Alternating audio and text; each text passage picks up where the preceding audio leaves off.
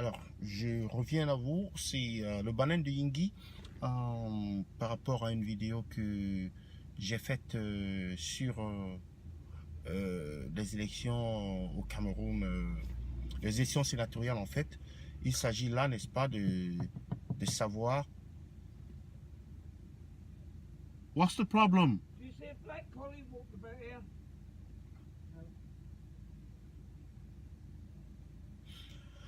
Voilà, je reviens à vous, c'est par rapport aux élections sénatoriales au Cameroun. Les résultats sont maintenant connus, 10% pour l'opposition camerounaise.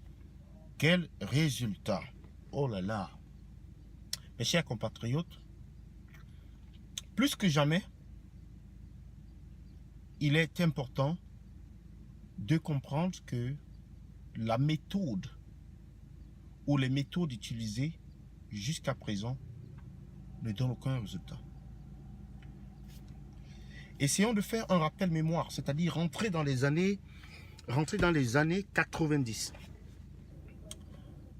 La méthode forte qui a été utilisée, c'était la méthode de la protestation en fait.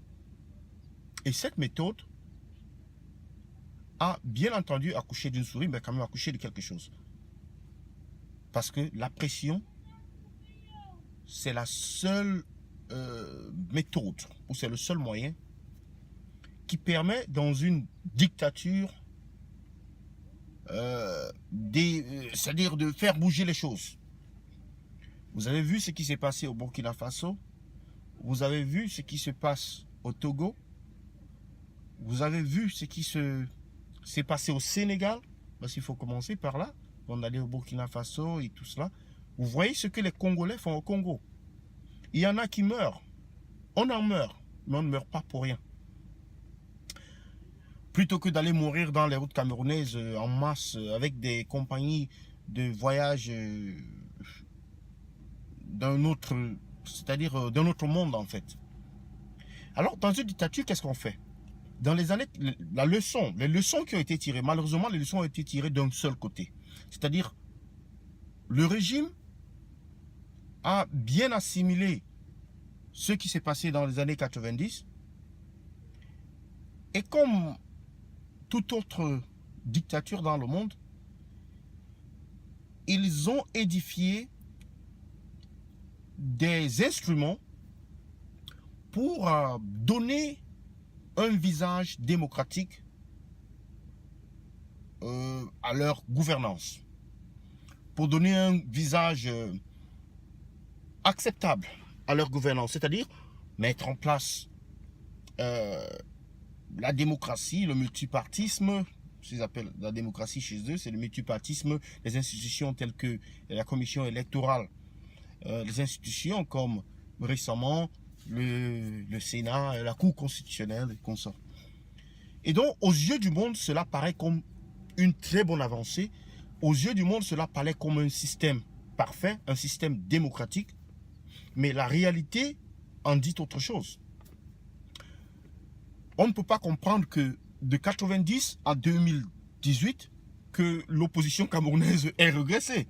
Mais en réalité, les Camerounais ont plus de temps pour évaluer ce système qui ne marche pas. Ils voient tous les jours les hôpitaux, l'état des hôpitaux, ils voient tous les jours l'état des routes, ils voient tous les jours l'état de leur salaire, le non-emploi, ils voient tous les jours le manque d'électricité, d'eau, ils voient tous les jours les détournements, ils voient tous les jours le manque d'investissement dans les secteurs clés comme l'agriculture, l'innovation, l'éducation, la formation. Et donc, nous restons en arrière. Nous sommes vraiment les derniers de la classe. Et les autres, quand ils nous regardent, ils nous disent, mais comment avez-vous réussi à installer un royaume dans votre pays pour 36 ans? Et si on s'amuse, on y sera à 43 ans. Donc, c'est là le challenge. Et je laisse cela à votre appréciation de savoir, est-ce que nous voulons aller à 43 ans ou nous voulons rester à 36 ans? J'attends vos commentaires, partagez la vidéo, abonnez-vous, merci.